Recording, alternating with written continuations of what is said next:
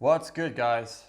Today I'm doing another one of my redo videos. This is where I go back over a very old video and redo it in my better video format and me being better at doing the videos, I would hope. It's been like 9 months since I started, so God hope I've got some knack of this at this point. We will be looking at traveling today, and I wanted to talk about why I recommend solo travel specifically as a form of self-improvement.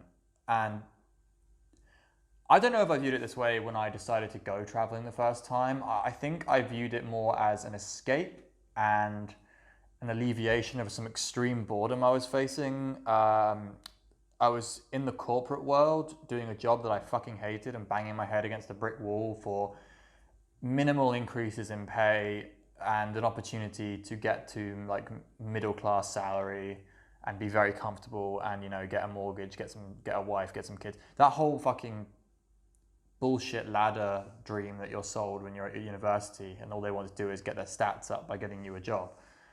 And I wanted to break out of that and go traveling because I never did it before uni, and I promised my grandmother I would do it, and she unfortunately passed away, and I had been 3 years into my job, and I'd spoke to her about it when she was in hospital actually, and she was like, just go and do what you want to do. You've done enough. You've put yourself out there in the business world enough already. Go travel. And so like we're kind of like with a promise to her and also her like, what's the word I'm looking for? Her best wishes or her support for the idea of scrapping everything, because she was a very conservative, very good and proper sort of woman who like would tell me to go and get a job, would tell me to do things the proper way. But even with her, she noticed like I wasn't happy and that she told me to go and like follow what I wanted to do. So that's why I went traveling in the first place, a desire to escape and a desire to change up what I was doing. What it turned into was like an actual self-improvement endeavor. Like I learned how to, like traveling alone is like when you throw yourself into another country, another culture, and you have to survive. I don't know, you'll have money, you'll have a backpack, you'll have like all the things you need.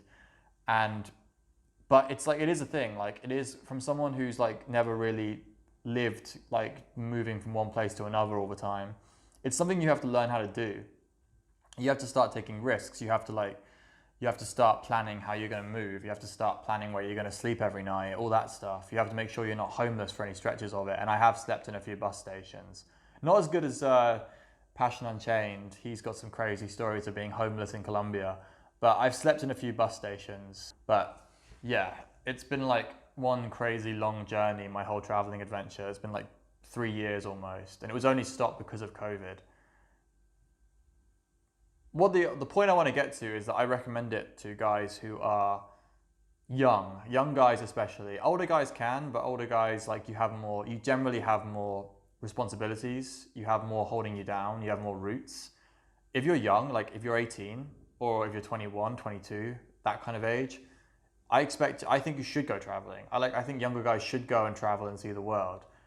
And I'm seeing a lot of pushback from the make money brigade who are always like, nah, you gotta be grinding, you gotta be sorting out your money before you go traveling. It's like, not many guys are gonna be in the position, like even the ones who get lucky, it's basically like, not many guys are gonna be in the position where they're gonna have like like a source of income, like a location independent source of income and all that shit by the time they're 22, 24.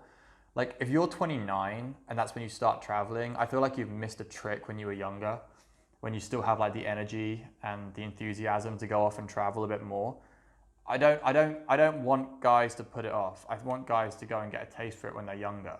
And that's why I recommend it, especially to the younger guys. And I did a whole article about this on Andy's website, where I was also backing hostels as a way to travel too. I do back hostels, by the way. If you're socially inept, if you have social anxiety, if you are shit at talking to girls, go and stay in hostels, because you'll be forced to do all of those things when you're sharing like bunk bed, when you're sharing dorm rooms with people, I've actually lived out of hostels for like 6 months at a time. So I recommend that as a self-improvement, from a self-improvement perspective anyway. But yeah, fucking leave your country and go see somewhere else, boys. If you're like 21 and you're watching this, if you're like 18 and you're watching this and you're wondering what to do, you don't need to know what you're going to do. you can literally just pick a location and be like, I'm gonna go check this out. You don't need to have a solid idea of why you're on the planet. You should just be looking around and discovering as much as possible. I feel like the 20s, your late teens and your 20s are all about discovery. And yeah, that's why I recommend more young guys focus on finding out what they like, finding out about themselves, rather than trying to figure out their life's goal. That's more for your 30s. Especially if I've heard this from a lot of guys, especially like Caleb and Andy and stuff like that. They all think figuring out your mission is more for your 30s, whereas your 20s is figuring out what you like and discovering the world. And that's all I have to say about traveling. I hope this video has been cool for some people, and peace out till tomorrow.